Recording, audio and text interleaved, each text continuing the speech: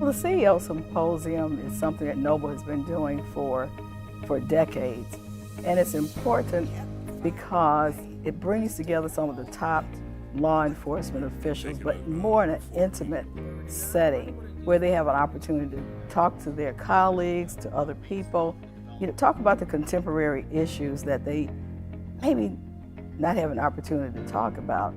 A lot of times when you're in a larger group, people only look at your destination, but when we're here collectively, it is our journeys that we have similar ideas and ideology about, and you can relate differently.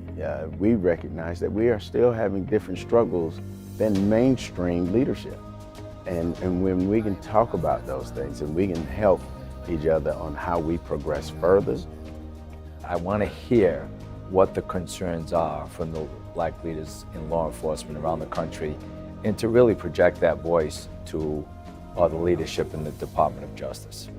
Noble is the leadership that's going to help this country to try and both understand and then meet the challenge of firearms violence that's facing our communities. Every day in the United States, over 100 people lose their lives because of firearm violence. And the people who are the law enforcement leaders, who the community looks to and respects, who represent all of the people in the United States. We must continue to hire and train men and women in the profession who have honor, decency, integrity, understand that they wear the badge over their hearts as a constant reminder that they have to have the heart for the job. So I'm excited about this CEO Symposium, as I have been for decades, and look forward to the work ahead as Noble helps to balance the system of justice.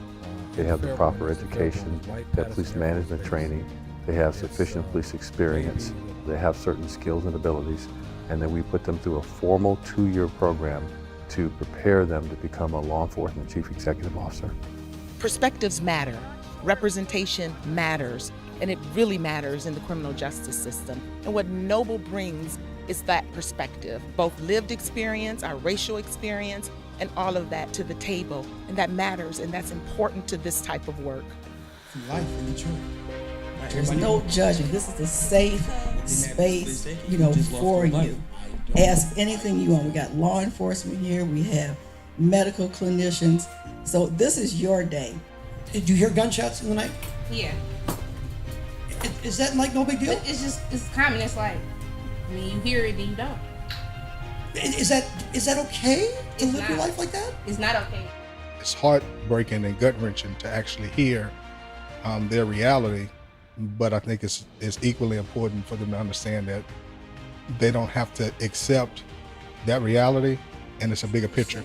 They can do something about it and prepare themselves for years down the line to get out of that situation or that environment. Raise your hand if you got a dream or goal. My biggest fear is that somehow as a country, we will become numb or uncaring or calloused to the disasters that we're seeing occur every single day in the United States of America. We'll think that killing each other like this is just part of being in the United States. It's part of our story, who we are. You see that there is no profile. The youngest, for example, in our mass attacks report was like 16, the oldest was 80 something. So instead of focusing on the characteristics of the shooter, let's look at their behaviors. In terms of their influences and their beliefs and so on. We'll be spending the next decades transforming the way this country responds to when an individual is in the midst of a mental health crisis. I want to get in front of law enforcement executives such as yourselves, because when we talk about behavioral health and emergency crisis, especially in Black and brown communities, you are oftentimes the very first contact that those individuals have with mental health. And that's very sad that a lot of people, especially in our communities, do not have access to mental health care until they are actually in our criminal justice system. DEA is committed to building and maintaining those strong relationships. And with your support and the support of others like yourselves, I believe we all get a little bit closer to actually having that success. I encourage you all to use this event as an opportunity to cultivate new partnerships while continuing to nurture those existing relationships. Partnership with Noble to me is what's truly important about changing culture. That it starts at home.